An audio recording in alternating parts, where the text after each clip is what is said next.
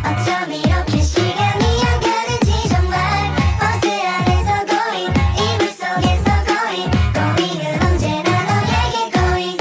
Assalamualaikum warahmatullahi wabarakatuh. Perkenalkan, nama saya Nafisah Yuni Astuti dengan nomor induk mahasiswa 203141185 dengan program studi Pendidikan Guru Madrasah Ibtidaiyah dari Fakultas Ilmu Tarbiyah Universitas Islam Negeri Raden Mas Said, Surakarta. Assalamualaikum warahmatullahi wabarakatuh. Nah, anak-anakku semua, kali ini kita akan mempelajari tentang tempat hidup hewan, hewan yang menguntungkan dan hewan yang merugikan. Nah, sebelum memasuki pembahasan, Ibu di sini akan menjelaskan tempat hidup hewan. Hidup hewan dibagi menjadi 3. Yang pertama yaitu air, yang kedua darat, yang ketiga air dan darat. Di slide berikutnya yaitu hewan hidup di air. Nah, hidup di air dibagi menjadi 3 juga. Yang pertama air tawar, yang air payau, yang terakhir yaitu air laut. Tawar sendiri yaitu air yang tidak mengandung air asin atau tidak mengandung banyak larutan air garam atau larutan mineral di dalamnya. Contohnya air tawar yakni danau, sungai, dan delta. Nah, yang kedua air payau. Air payau ini merupakan campuran air laut dan air tawar yang membentuk air payau. Nah, air payau ini biasanya ditemukan di daerah-daerah muarau dekat pesisir. Selanjutnya, air laut. Anak-anakku pasti udah nggak asing air laut itu apa. Tapi lebih detailnya, Ibu akan menjelaskan. Air laut, yakni air yang berasal dari laut atau samudra yang memiliki kandungan garam rata-rata 3,5%. Selanjutnya yakni adapun contoh hewan yang hidup di air tawar, yakni ada ikan bawal, ikan lele, ikan gurame, ikan nila, ikan kakap, dan sebagainya.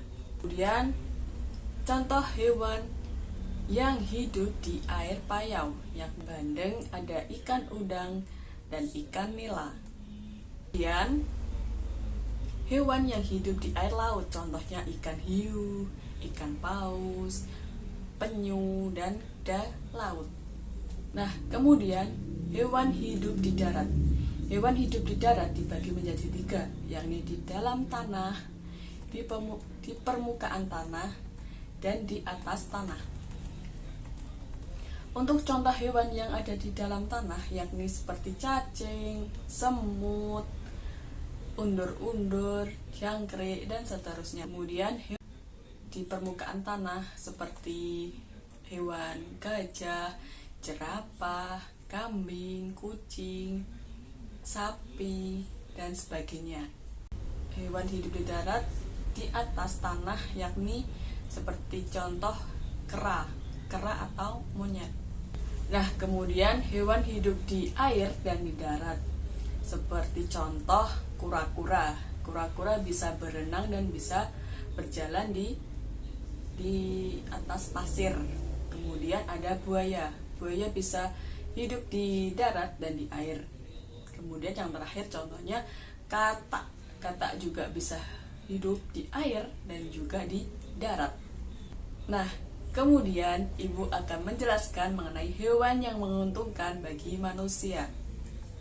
Nah, hewan yang menguntungkan seperti contoh ayam. Ayam bertelur dan kemudian daging bisa kita jadikan sebagai lauk saat kita makan dan mendapatkan protein. Kemudian contoh selanjutnya yaitu sapi.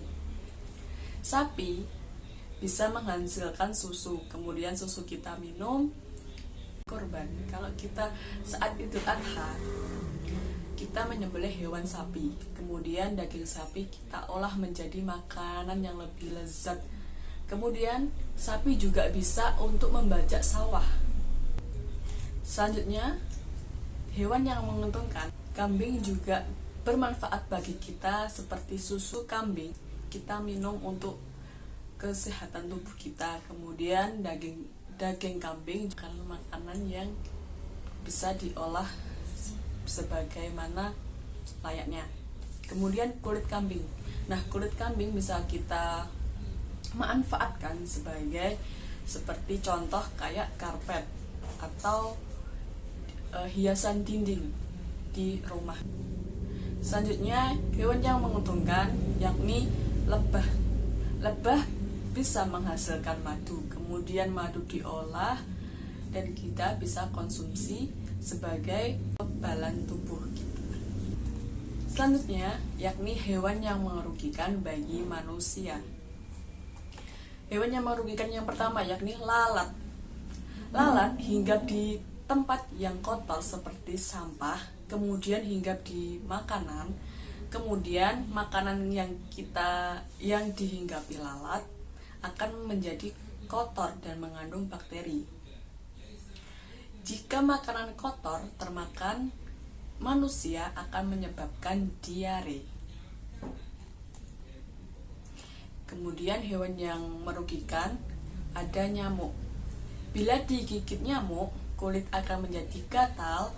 Selain itu, ada nyamuk yang dapat menyebarkan bibit penyakit seperti nyamuk Aedes aegypti, yang dimana bisa disebabkan demam berdarah.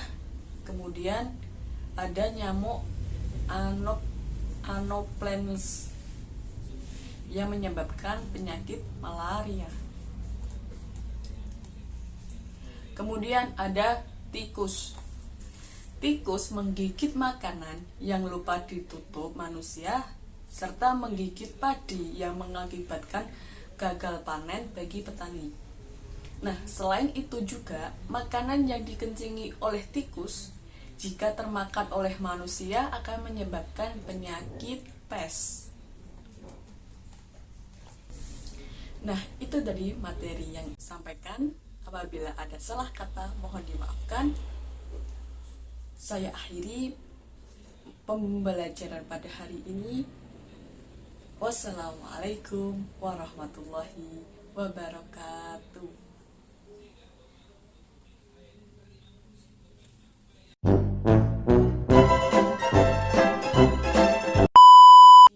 Pembahasan udah nggak asing, air laut itu apa?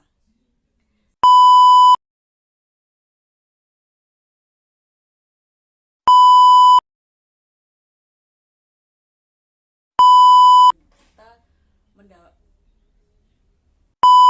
baik sebaik-baiknya.